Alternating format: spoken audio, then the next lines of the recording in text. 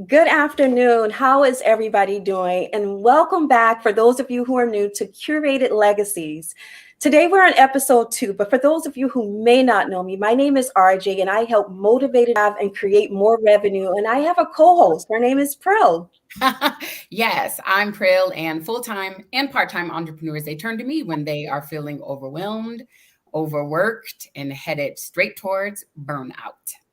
I love it. It's really good. It's timely too. So if you missed us last week, we talked a little bit about why, right? And I want to give you this personal invitation to go back and listen to that conversation. We talked about why it's important to define your why. Your why will keep you grounded. It's not a matter of if things will get tough, it's when. And when it does, you need to have something that's going to drive you and that's going to push you to your next. Again, if you've gotten any value from last week's conversation or even from today, please leave it in the comments. And I promise Pryl and I, we will get to it. Again, tell us who you are. Tell us your name and where you're from. We want to know. We want to hear from you guys. Now, today's conversation, as you can tell, before I get a little bit ahead of myself, we're really excited. As you know, we're in Financial Literacy Month. And today's conversation is all about understanding money mindset. But before we get into the conversation, I want to make it clear that Pryl and I, neither one of us are financial advisors. We're only sharing with you our opinions, the things that we've learned along the ways. But I suggest each and every one of you find a financial advisor, a financial expert that can help you, right? But first, let's talk about what is money mindset.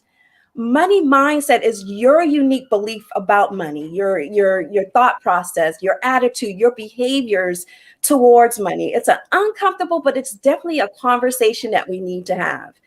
How did we get there? Well, a lot of us, Yeah. it started from when we were young, right? When you were kids, you remember the piggy bank. I know a lot of people had like the big water bottle that they were saving money. And some of my friends, I remember their parents taking them to like the credit union and opening up the Christmas club account. Or what about when you're in college?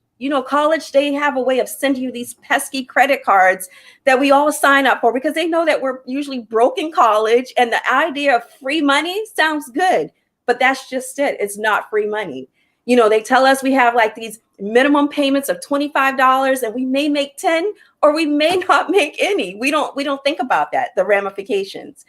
Or you may had a grandmother like mine, God bless her soul. She used to tell me the quickest way to lose friends and dare I say family is to Mhm. lend them money. Yep. Yep. So my mom, she used to have a saying. Well, my mom had a lot of sayings. I'm sure I will get into them. She was a wise and interesting woman, but my mom used to say that anything over $5, it's a gift, not a loan. So meaning we should not expect it back, and that was really so that we didn't fall out with that friend or family member that we lent it to.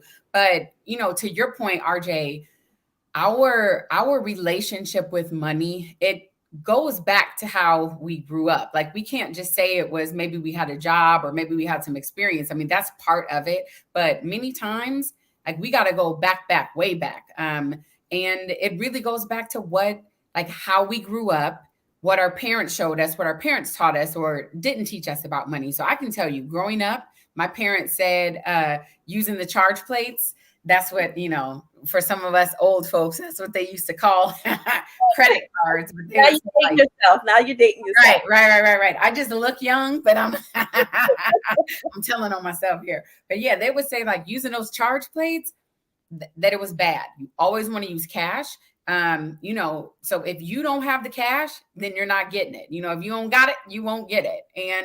And that was it. So like as you were talking about in college, I went off to college. And again, as I mentioned last week, I was a teen mom. So not only was I a struggling college student, as many of us are when we go, I was also a single parent. And I remember that they had credit card applications in like the college orientation folder. When you go and do a tour of the campus after you get accepted, like right before you start. After And your parents already dropped you off and you're alone with this packet. yeah, well, yes. And so, you walk through campus. I mean, they had tents everywhere. I mean, giving away things. They had all kind of cash and prizes. I remember coupons to the Domino's pizza that was right next door to campus. And I signed up for all these cards and they gave them to me. And I had my little work study job where I was tutoring the upper bound students. I was working part-time at a video store. I was a full-time college student, and I was a full-time parent. But they didn't care. They were just throwing those things away. Oh, also, let me do this because I can't help myself. This was before the Card Act of 2009. Just letting you know, which made it illegal for them to do this, to offer these incentives. So, there's some of you who may be watching like, whoa, they used to do that because that's not been your experience. Yeah, that was really up until recently. But anyway, so I ran up all my cards. Obviously, I didn't have the money to pay them all back. And you about that. You weren't even thinking about the fact that I don't have money to pay this. You're just like, free money, money I can do this and do that. And I'll pay them when I can, as much as little as I had diapers to buy and food and, rent and bills to pay and daycare and things. So of course I did that. But I had one experience with the collectors hounding me and blowing up my spot. And this was again before caller ID was like, it was expensive. So, everybody didn't have caller ID, but you could just tell it, like the phone would ring and it sounded like a bill collector, to avoid those calls. But anyway, because of that experience, again, my lack of financial literacy, and my experience was, again, just what my parents told me. This is why my parents told me that credit cards are bad. This is why you should always use cash. And I didn't have any credit cards. I had zero credit up until, I don't know, maybe it was a good 10, 11 years after that. Like I just didn't touch it. So that was my experience, my extent of, financial literacy. And for me, my parents didn't sit me down to explain it to me. I grew up in an era, you guys will hear me say it over and over and over. I grew up in an era where parents just didn't share information, not because they were withholding or being mean. It was just how things were done. I mean, trust me, I saw my mom all the time writing on the back of an envelope, trying to figure out different things. And I knew it was something to do with bills, but she never sat down to actually explain to me what that was. So I didn't understand the importance of credit. And I had 3 kids, right? So I was a single mom of 3. And without dating myself back then, this is when people were fine with using their children's social security number to actually turn on their utilities. I'm just like, would never, but it wasn't uncommon. And because again, I grew up in that era, it wasn't just me, it was a lot of people whose parents really didn't have the financial literacy. So they weren't able to pass it on to their children. So you can only imagine, I had to learn and fail. I remember when I decided I wanted to buy an investment property, I knew enough to sit down to pull my credit. I just knew that was the thing to do, but I didn't know what I was looking for, right? No one explained to me about credit utilization, not getting up all of these cards. No one explained that to me. But you can't use that as an excuse. Now that you're an adult, you can't unknow what you know. And what I do know is that's not an excuse that can hold up any longer. Yeah.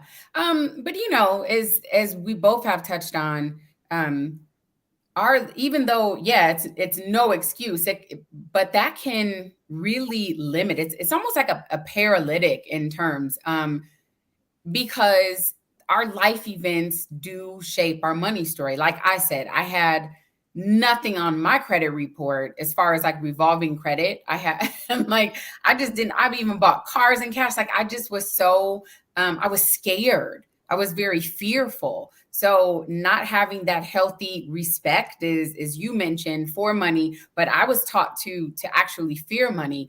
And, like I said, that those narratives and those experiences, it starts to turn into what's called like your money story. Almost, like if you tell a story, once upon a time, there's like the hero's journey. There's like some challenges. There may be like a goblin that you got to cross over the bridge, like to the valley. Right. And we do the same things with ourselves. And I'll go ahead and share something. Like RJ, you've heard this story, but I don't mind telling it because it really is just a part of, how I work with my clients. Many times we always start with mindset work, but 9 times out of 10, there's typically a money story and some negative associations with money. And I can tell you this, when I did not have any money, or when it was like, I was, what do they call it? Underpaid. I could tell you every single dime that I had in my bank account. When I started to get a little bit of money in, and as long as there's enough that's in there to pay the bills, you don't really, unfortunately, I hope I'm not alone. Raise your hand if you're with me. But as long as the money is coming out, like you don't really think about, your spending habits or anything like that. And I had a season that I call of poverty. It was when my son was 16. I was in a position where I was extremely underpaid, and I had a mortgage. I had this son who's, a 3-sport athlete who was eating me out of house and home. And I really was living off of credit cards, cashed out like a smaller 401k. I mean, really, really just, it was tough. It was 11 months, but it really had a lasting impact. So fast forward, when I ended up getting another job, we had to move for that from Arizona to Illinois.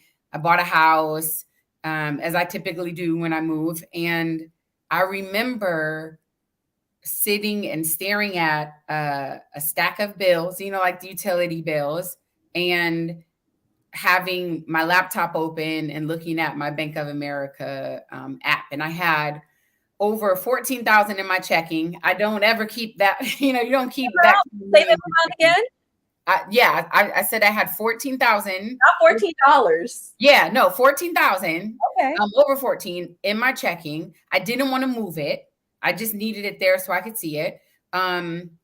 I didn't even want to pay those bills. And let's just round up. Let's say that it was $500 worth of bills. But that's when I talk about it. It can kind of become a paralytic. Like I seriously, I don't know how to explain it, but it was like my brain and fingers and things were not connected. And normally I do everything on auto pay. That's also a sign when you got it, okay? When you can set all that stuff up on auto pay. But even though was far removed from that, as we know with most stories, our heroes kind of end up facing a very similar challenge to one that they dealt with, in the past. And that's when I realized, like, wow, I am struggling right now. I thought that I didn't have a thing about money. I still have, some work that I need to do on my own, money mindset and to work with myself. So I'll just go ahead and pause there for you to jump in, because I was over there. I remember a story where, as you were talking, the story that came to mind for me is I remember, I'm from South Carolina, Charleston in particular. And I was living in Boston at the time. And, we would go back and forth to Boston. And I remember when I didn't really have any money, I had poverty mindset. And poverty mindset meant when I would go to South Carolina, I would stay with family, sleep on their couch, sleep wherever.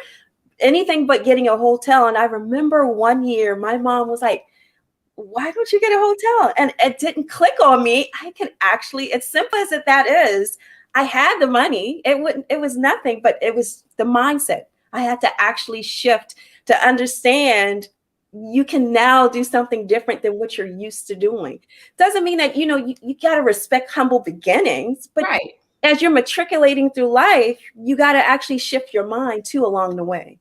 Yeah. And that probably never crossed your mind. And I know we're talking about bills, but this is not like, again, I talk about there's things on the spectrum. You'll hear me say often, like, things are not binary. They're not I's and O's.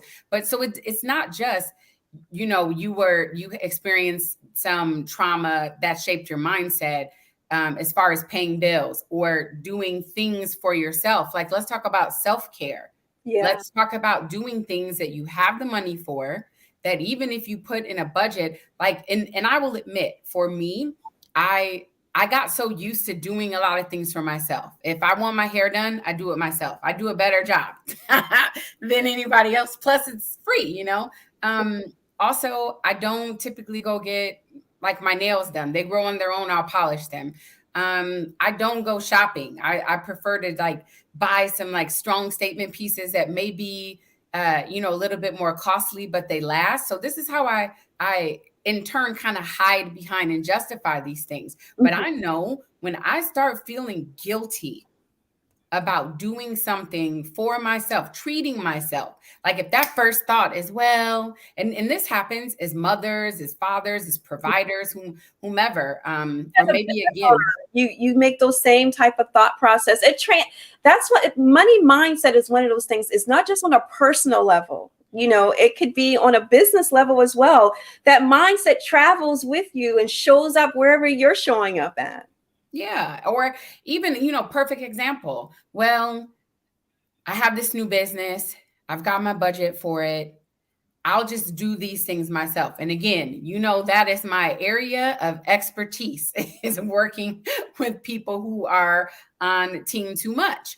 And again, this transcends. It's not like there's a show that I watch on Apple TV called Severance. So for any of those of you watching who watch the show, you know what I mean. But in the show, they're able to separate like their brains. They have like a work brain that goes to work and then it turns off and then they live their personal lives. So it's not like we can sever those parts.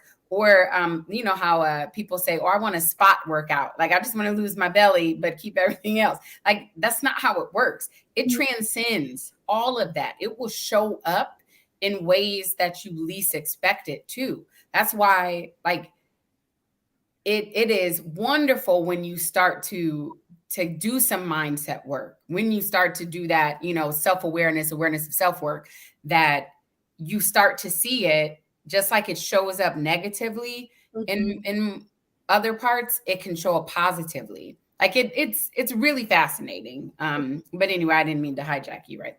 No. You're so right. I mean, that's pretty much what I was trying to say. When you think of money, again, it's not just personal. You got to think about it in every area of your life. Like even when you deal with people, you know, going out doing things or just planning ahead, thinking, you know, about your future, all of that shapes your decision making, being able to understand the root of how you actually perceive and treat money, what's your beliefs around it. Yeah. So, you know, I guess the moral of the story is treat yourself as long as you have a budget. Okay. Right. Let's because it goes back to like last week when we were talking about keeping up with the Joneses. You got to live within your means, stay in your lane, but understand what is that lane, right? Understand clear with what you're working with or what you're working towards. But yeah, we got to get clear on that because I know a lot of parents kind of taught their kids, I want to give them the best thing. And they kind of, you know, do that in a way that's not the most healthiest. They put them in all these designers, but then they're struggling. Like what is that? What is that teaching that child? Yeah, exactly. You know what? Let's touch on that because both of us have children, older children. Mine's what, 26? I think someone asked me how old my son was last week, and I was like, he's 26, I think 27, 20. I had to do the math on my hand.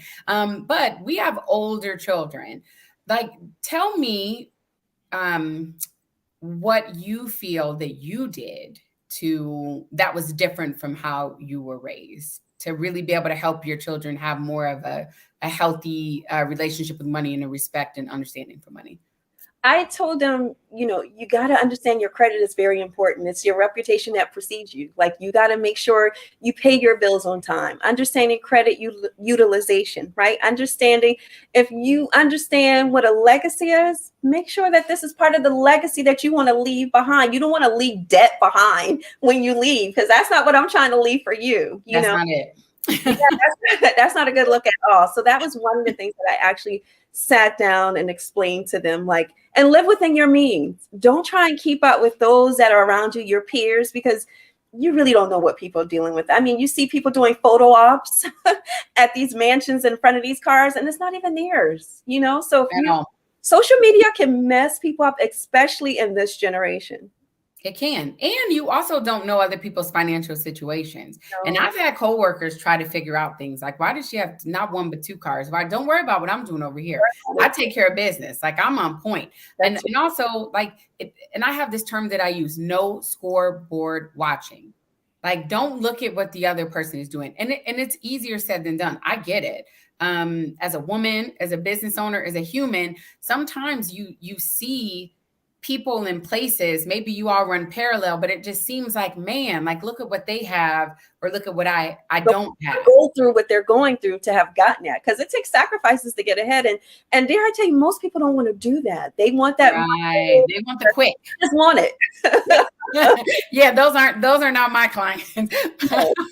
They don't make it through to that discovery call. Yeah. So because I want the action takers, the people who want to do the work, because you have to be willing to do that. Like we talked about it last week. And again, guys, I invite you to go back and listen to last week's conversation where we talked about you got to sit down and get quiet, right? And write a list, set priorities, figure out what is the root of your why. And all of that kind of ties together with the money mindset. Mm-hmm. Yeah. So,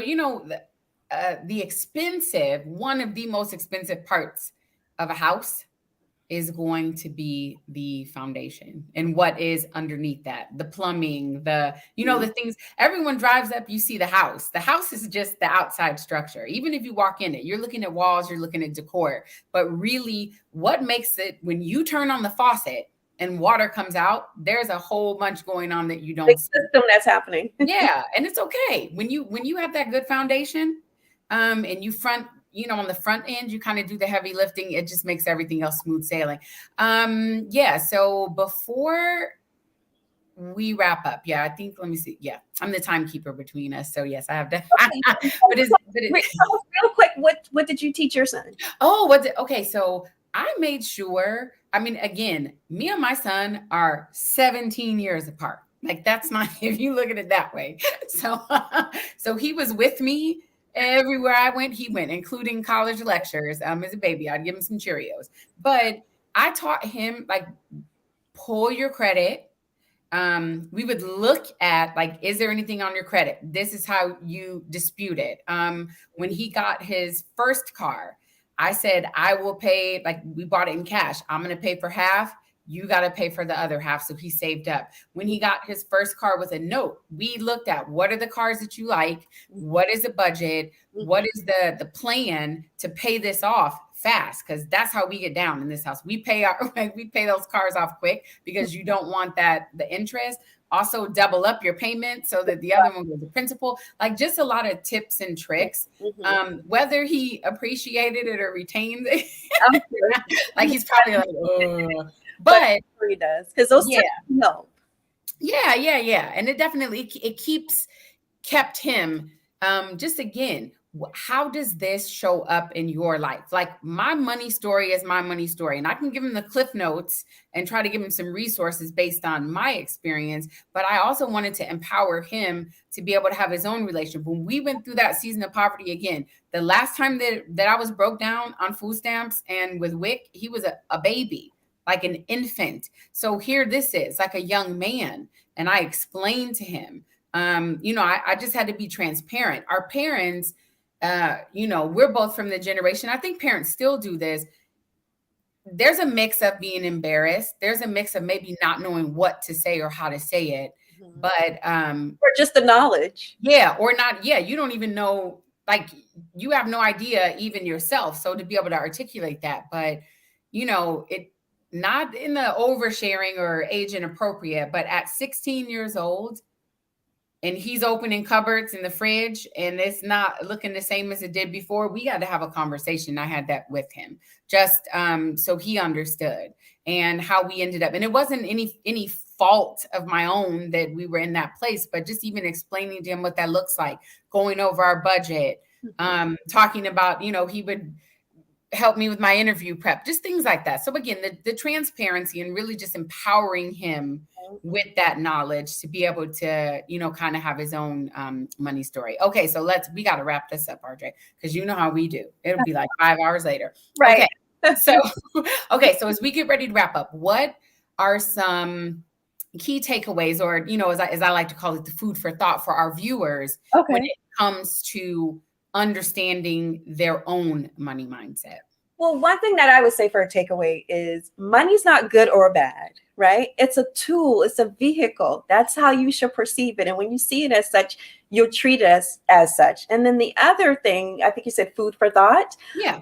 For me, it would be change the narrative. Whatever you have on a loop in your mind, change it up, because it's not, you can change it. It starts in the mind. So that would be my 2.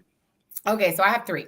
The very first thing is, too many times we are a friend to other people. We are not a friend to ourselves.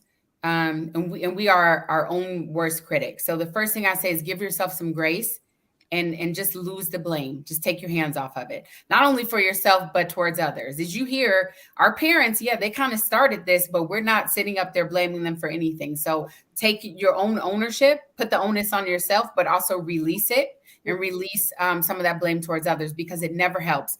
All blame is going to do is distract and shame, and again, disempower you. The next thing is, listen for those negative phrases that you find yourself thinking about and saying over and over and over on repeat. Like really, really pay attention to those, because they can get you on the okie doke and fool you into by being those background thoughts, or something that is, like barely conscious or a subconscious thought. So just pay attention to that. And then finally, as RJ mentioned, if you do have that negative self-talk, stop it. If it pops into your mind, if you even say, because many of us, we say things, even if it's in a self-deprecating or joking way, but if you say or you think something, immediately shift that from that negative statement and reframe that negative self-talk into just a positive comment. Yeah, that's, I think, pretty much it. So I love it. Okay. Well, this has been helpful. And again, if you guys have gotten any value, or if you have any questions, I promise you, Pryl and I, we will come back, check out your questions and respond. Be sure to tune in next week. Well, hold on. You trying to steal my thunder over here? What are we? I had to stop. I'm like, okay. Something else too. Go ahead and comment and let us know if you feel like sharing, because again, money is a very personal thing, but here's how you take the power back: by shining a light on it. So I'm not asking you to put your credit score or anything like that, but just, tell us something, as she mentioned, that you took away from this. Like when you watch this, what is something that popped into your mind about your negative story, or your money mindset story? Maybe if it's negative or positive, you may say, I'm so glad that my parents sat me down and whatever we did. You never know who it could help, and what I think, put it out there. Conversations. Exactly. All right. Well, thank you for tuning in with us today as we discussed our own money mindset. And again, we invite you to go ahead and check out episode 1, because it's just kind of build on each other. Again, we're building our own little thing here, and these are some of the more foundational pieces. And then we would love, love, love for you to join us next week. We're gonna in Financial Literacy Awareness Month, learning more about the reframing and changing of one's money story from what we've been taught or how we always done it, to one that is powerful and action driven. Yeah. So I think that's it. You got anything else? No, that's it. All right. This has been great. I love this. This is good. All right, guys. So we will see you next week. Have a good evening. Bye. Okay. Bye-bye.